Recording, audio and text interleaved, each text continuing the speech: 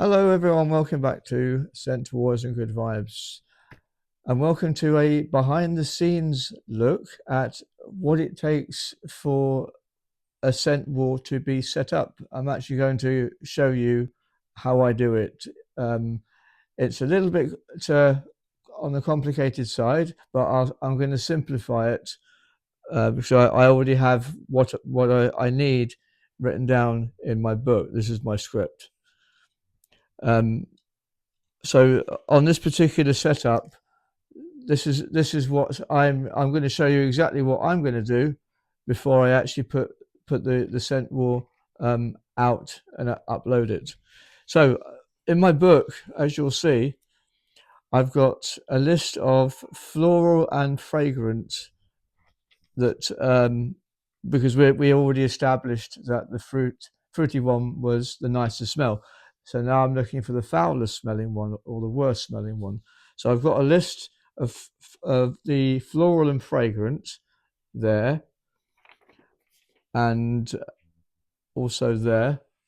So there's about between 10 and 15 items, but I, I've looked them up online, and I'll show you exactly what I did. So I can get a picture of each one, because I had to look back on my video, and it's very tricky to, even if I pause it, to actually see what I was using, because I've had to eliminate all the fruity ones because I'm not using those in this one. This is now the next stage, the next scent wall.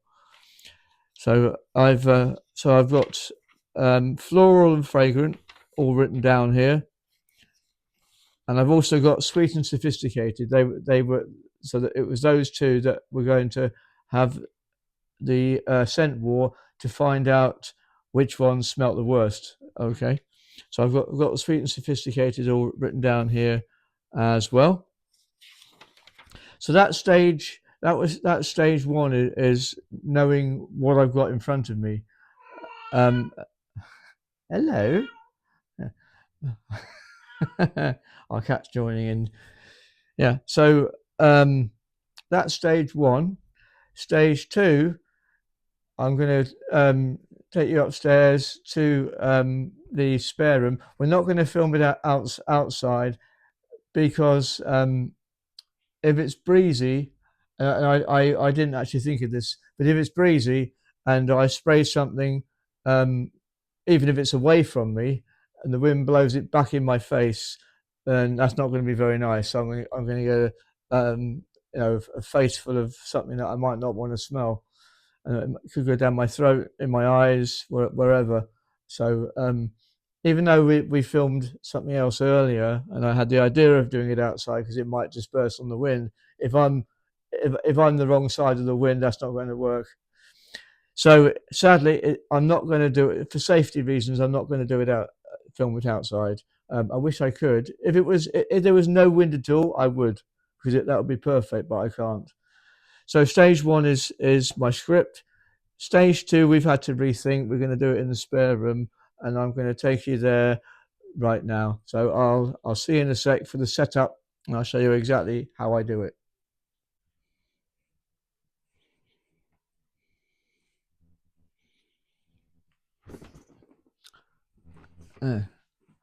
Hi. So this is part two of behind the scenes of how I get ready for a scent war. Um, Obviously, I've got my script, which tells me everything I need to know about each product. So I'm all ready to go with sweet and sophisticated and floral and fragrant. So I'm ready to go with my script. I know which product is which. Next, what I've done here, I've sorted out the in true Blue Peter fashion. Here's one I prepared earlier. Floral and fragrant. So that's all in there, ready to go. And sweet and sophisticated. And they're all they're all in there, ready to go. So I know which is which. And those of you who have been eagle-eyed on previous scent wars may have noticed. I just moved the tripod slightly because this is behind the scenes. You recognise this box? It's actually a box for our Christmas tree, but it was perfect. Remember the trailer I did for the 50 cents? I stood them all on here, the whole lot, with the air fresheners and everything else.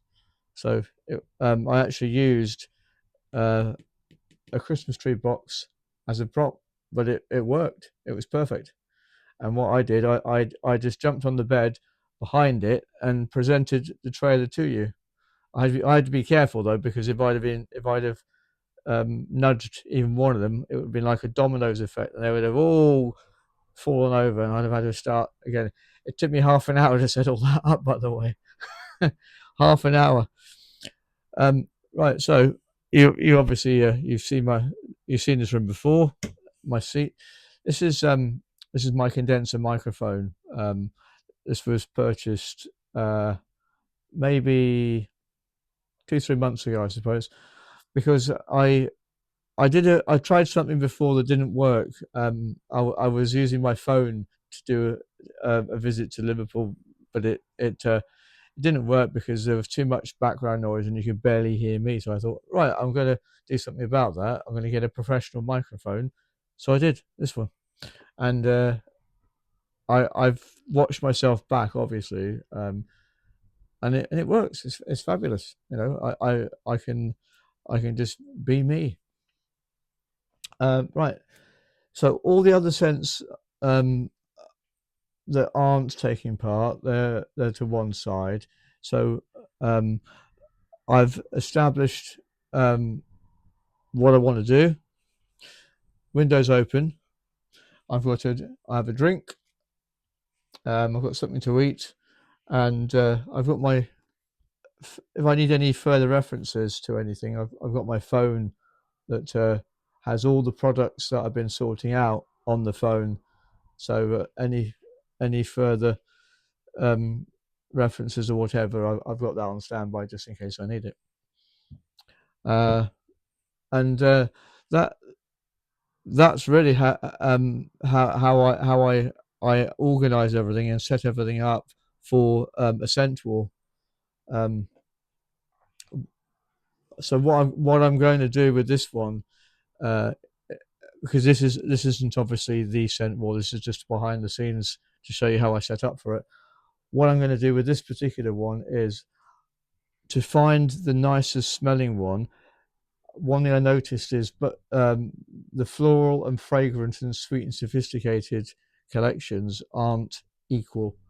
So the best way to find the scent that is the worst smelling one is just to, I think, um, go through them one by one until there's one that smells horrible. Even if I've got to spray one twice, I'll just go through them one by one, and that eventually we'll have one that is the worst smell of all. Okay, and then that whatever that may be, I'll pit that um, against other adversaries, because I've got some Liberty there, um, various others. I think I've got what else I've got? One thing I do at the end, because I get a kick out of it, and I know you do. I use Faces of Frances, as you will remember. Where is she? This one. So I'm making a point now of using Faces of Frances, um, because it's one of the nicest smells I've ever smelt, and it takes you on that lovely trip to the volcanic island somewhere in the Mediterranean, as you know. So I just that's kind of that's like a the sort of the punchline, if you will, at the end. I've got to get out of here. So I take myself on that trip because it adds the satire, it adds the comedy to it at the end. And you all of you seem to like it, so I just added at the end because it's funny. Another one, another I might spray, I don't know, my Zen garden Febreze. I might, I just ad lib on that one, but Faces of Francis is a popular one. So that is how I set up. So I've got everything there ready to go. On top of my Christmas tree box. This is my spare room. Um, I've got everything I need. So this is just a little video to show you what I do to organize myself, how I set up to go. Obviously, I need a shower afterwards because I smell the perfume. But that's the whole point. Is I've I wouldn't say suffer. I do this because it's funny. It entertains you, and I haven't seen many other people do it. So I know there's one or two who do it, but they only do it specifically for men. They don't do what I do. They don't spray it in the air and actually smell it. They sometimes it's just recommending stuff, and I like to go a little bit further and actually smell it. Anyway, that's a little behind the scenes look at what I do. Hope you enjoyed this particular video. Now you know how I do it. I am going to do the scent war. I'm just going to have a quick break because this is being filmed on the same evening that I am going to do the scent war. It's going to be with the Cult Beauty, the two remaining ones to find the worst smelling one. So I will see you very shortly for this scent war.